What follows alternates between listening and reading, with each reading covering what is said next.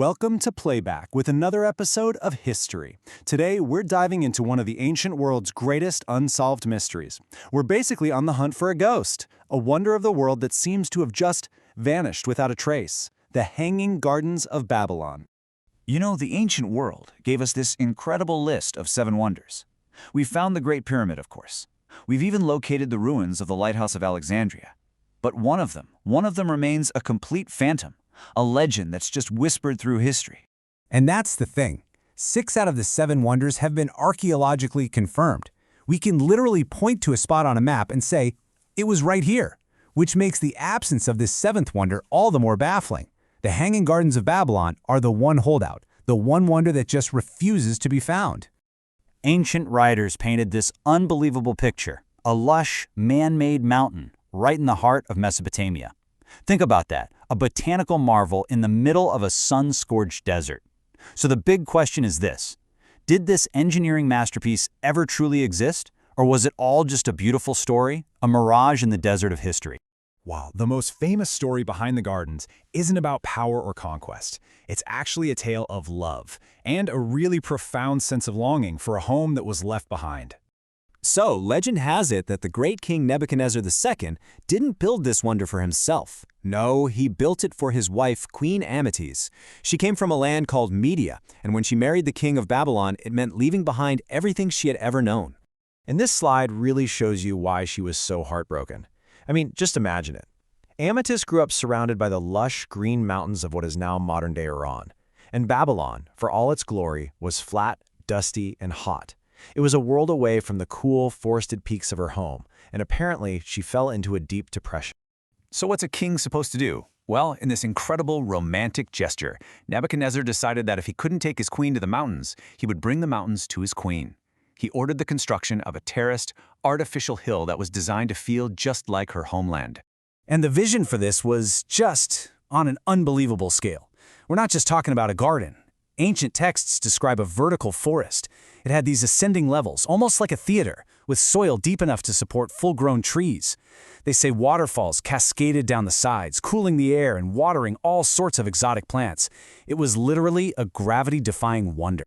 Okay, this all sounds incredible, but it definitely raises some pretty serious questions. Like, how could they possibly build and maintain something like this 2,500 years ago? And if they did, why can't we find a single stone of it today? You know, the biggest hurdle wasn't even building the structure, it was keeping it alive. The engineering challenge was immense. These plants would have needed an enormous amount of water, constantly, just to survive the brutal Mesopotamian heat. So how on earth did they do it? Well, the answer, according to Greek writers, was an engineering miracle. They believed a super sophisticated pump system, maybe a chain pump or an early version of the Archimedes screw, worked 24/7. Slaves would have endlessly turned these devices, lifting water from the Euphrates River all the way to the top, and from there it would flow down and nourish every single plant. But here's where our historical cold case really begins. Despite tons of excavations, no definitive ruins have ever been found in Babylon. What's even more damning is that there are 0 Babylonian records, not a single clay tablet that mention this supposed wonder. And get this, the Greek historian Herodotus, who visited and wrote about Babylon in detail, never says a word about them. It's a deafening silence. For centuries, that's pretty much where the story stalled. A beautiful legend with absolutely no proof. But recently, a new theory has popped up that might just solve the entire mystery. What if everyone has been looking in the wrong place? Dr. Stephanie Dallier, a scholar from Oxford, has put forward this really compelling case that the gardens were real, but they weren't in Babylon at all. They were 300 miles north in the city of Nineveh. The whole theory suggests a classic case of historical mistaken identity. The gardens were actually built by the Assyrian king Sennacherib, a full century before Nebuchadnezzar. It seems that later Greek historians, writing hundreds of years after the fact, just got the 2 powerful Mesopotamian kings and their capitals confused. And the evidence pointing to Nineveh is pretty powerful. Archaeologists have found stone reliefs from Sennacherib's palace that clearly show these magnificent terraced gardens. They found evidence of massive aqueducts and the water-lifting screws needed to irrigate them. But the smoking gun? The Assyrians themselves sometimes called their capital, Nineveh, the New Babylon. So you can see how the mix-up could have easily happened. So whether they were in Babylon or Nineveh, the story doesn't really end with their ruins. In fact, the most powerful legacy of the gardens isn't physical at all.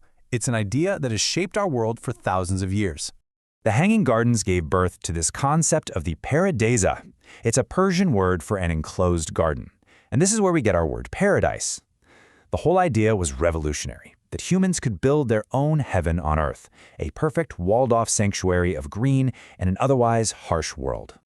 And this powerful idea, it traveled. It spread across the Silk Road. It influenced the four-part garden design, or charbagh, which became so central to Islamic architecture. And you could see its ultimate expression in the magnificent gardens of the Taj Mahal in India, a world wonder directly inspired by the legend of another. Which brings us to a final, thought-provoking question. We started this mystery looking for stone and soil, but maybe the true wonder of the Hanging Gardens isn't something you can dig up. Maybe its reality lies in that enduring human desire to create beauty and life in the most impossible of places.